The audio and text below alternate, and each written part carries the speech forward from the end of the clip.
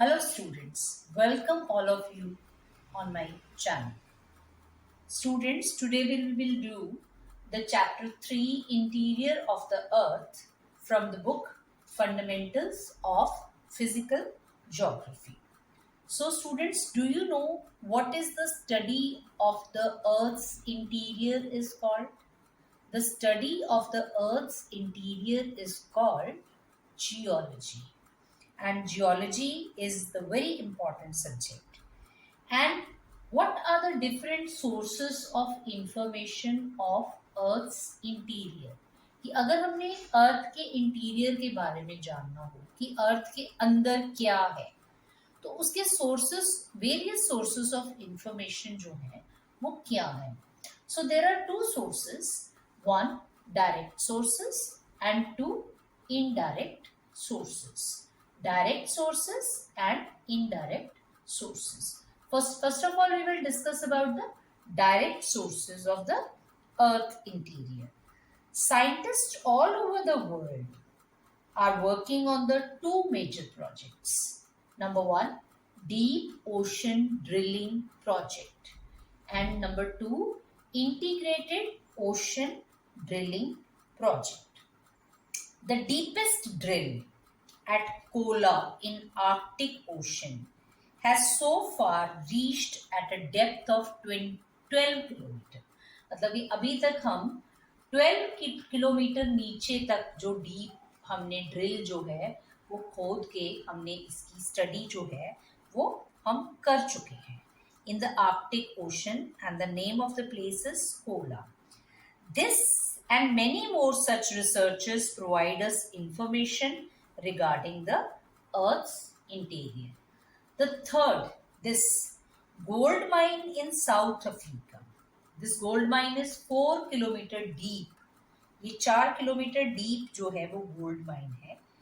Going beyond is not possible due to the intense heat at this depth. Volcanic eruption forms another sources of direct information. When molten lava come out of the volcano, it becomes available for laboratory analysis. जब लावा अर्थ में से निकलता है तो उसको laboratory में जाके जब हम उसका एनालिसिस करते हैं तो that is also the source of direct information. उससे हमें डायरेक्ट इंफॉर्मेशन जो है वो अर्थ के इंटीरियर के बारे में मिलती है. पहला, two major projects, deep ocean drilling project. Number 2, Integrated Ocean Drilling Project. Number 3, Gold Mines in South Africa. And number 4, the various volcanic eruptions. These are the sources of the direct sources of the Earth's interior. Now the indirect sources. These include gravitation, magnetic field, and seismic activities. The gravitation force is not same at different latitudes on the surface of the earth.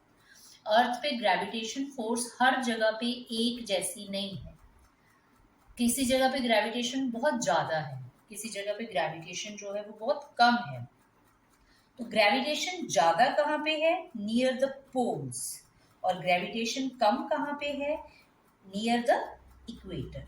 This is because of the distance from the center at the equator being greater than that at the poles.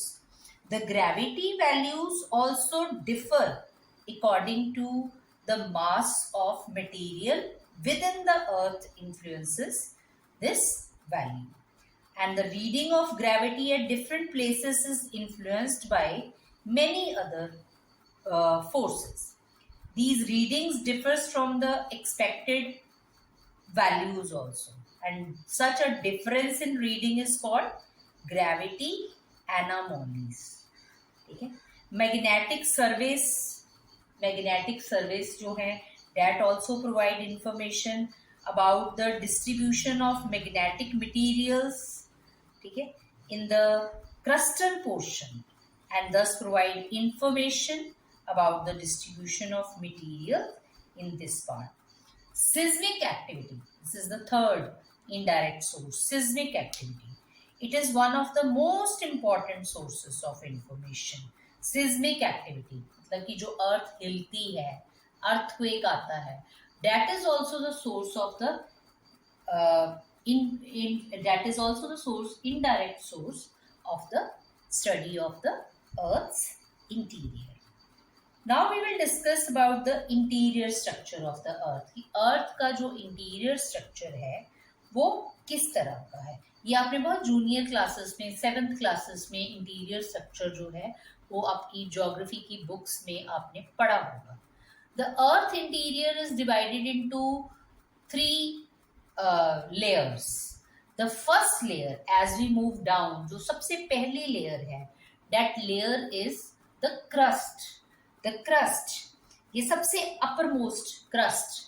This is the uppermost layer of the Earth, and it is also called the lithosphere. इसको lithosphere भी बोलते हैं. और ये various types की rocks से बनी है इन द सॉलिड फॉर्म्स. इसकी जो थिकनेस है it varies from 5 to 30 kilometre. और जो ओशियानिक क्रस्ट है दैट इज 5 किलोमीटर, और जो कॉन्टिनेंटल क्रस्ट है that is 30 kilometre. Continental crust is thicker in the area of major mountains systems. ठीक है. And it is made up of heavier rocks. इसकी जो डेंसिटी है it is 3 grams per cubic centimeter. ठीक है. And on the basis of its composition, the crust is generally divided. Crust जो है वो generally divided into 2 parts. SiAl, sial, and SiMa, sima. Silica plus aluminium, and SiAma means silica plus magnesium.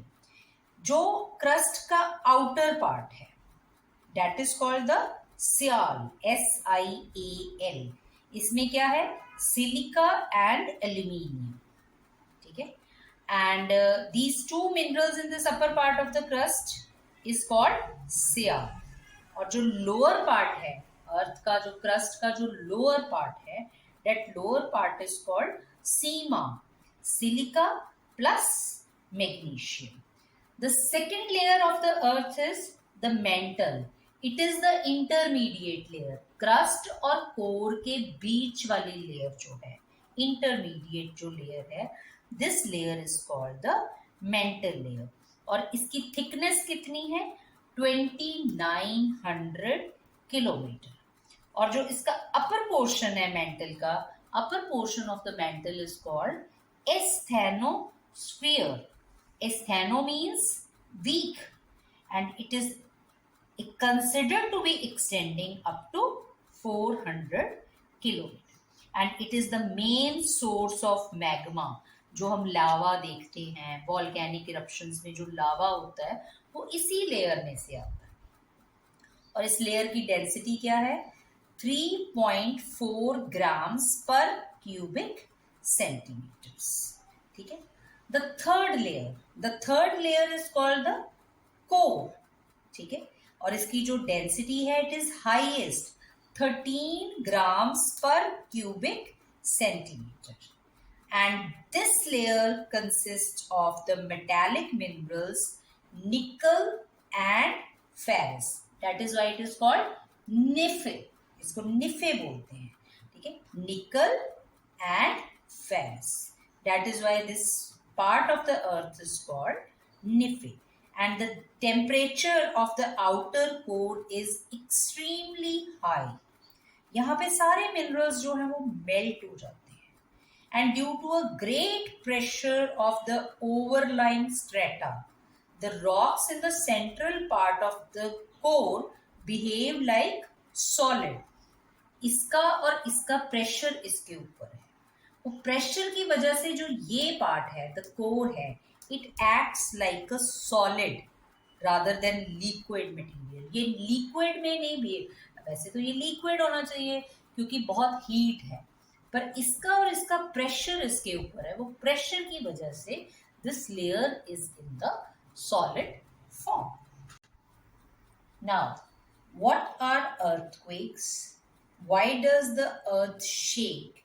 and what are the different types of earthquake waves and their effects. An earthquake, in simple word, is shaking of the earth. जब अर्थ हिलती है, shake होती है, तो उसको हम earthquake बोलते हैं. Tremors and vibration in the crust of the earth are called earthquakes. And most of the earthquakes are the result of the action of the internal forces of the earth. Earthquake जो है वो external forces से जो है वो बहुत कम आता है, मगर ज़्यादा अर्थ के जो इंटरनल फोर्सेस हैं उसकी वजह से earthquake जो है वो आता है. And they generally occur due to sudden movements. Earth में जब कोई सडन मूवमेंट हो, क्रस्ट में जब कोई सडन मूवमेंट हो, तो this is the cause of the earthquake. Some minor earthquakes may however be caused by the external causes. जैसे कोई लैंडस्लाइड हो गई, ठीक है, या कोई बर्स्टिंग ऑफ द डैम हो गया, तो उसकी वजह से कुछ माइनर earthquake आ सकता है. But जो major earthquakes हैं, that are all caused by the internal forces. And the earth shake due to the release of energy occurs along a fault. And the earthquake tremors originate is called the focus or the seismic focus or hypocenter. Earth surface में जहां पे earthquake originate हुआ, जहां पे earthquake आया, this is called the focus. This is also called the hypocenters. And earthquake tremors move from the focus in all direction. ये focus से earthquake जो है वो हर direction में move करता है. The point on the earth surface vertically above the focus. अब ये focus से बिल्कुल vertically above, यहाँ पे ये जो point है, earth surface के ऊपर जो ये point है, earth के ऊपर, this point is called the epicenter. It is at this point that the earthquake is felt first of all. जब यहाँ पे earthquake आएगा तो सबसे पहले feel कहाँ पे होगा? यहाँ पे. And this is called the epicenter. Earthquake waves are of two types, body waves and surface waves.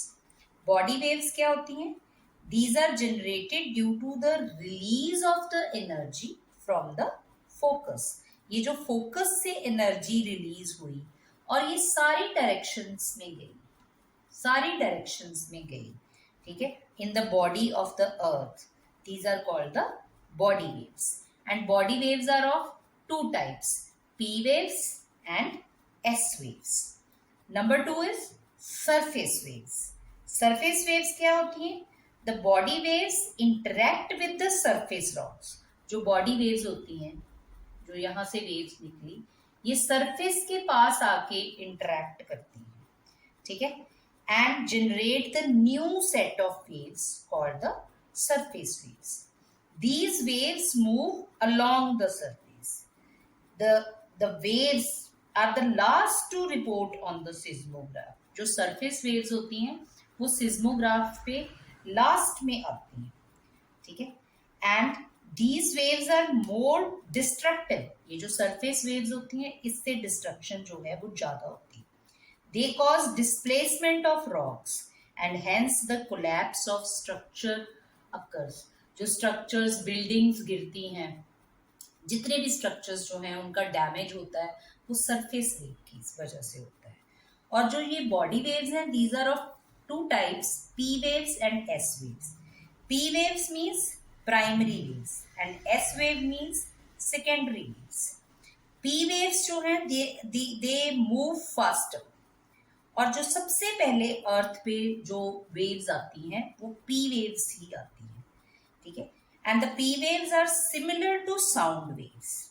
ये गैस में से भी पास हो जाती हैं, लिक्विड में से भी पास हो जाती हैं, सॉलिड में से भी पास हो जाती हैं. और जो एस वेव्स हैं they travel through only solid material, ठीक है. और जो ये वेव्स हैं, ठीक है, These waves helped scientists to understand the structure of the interior of the Earth.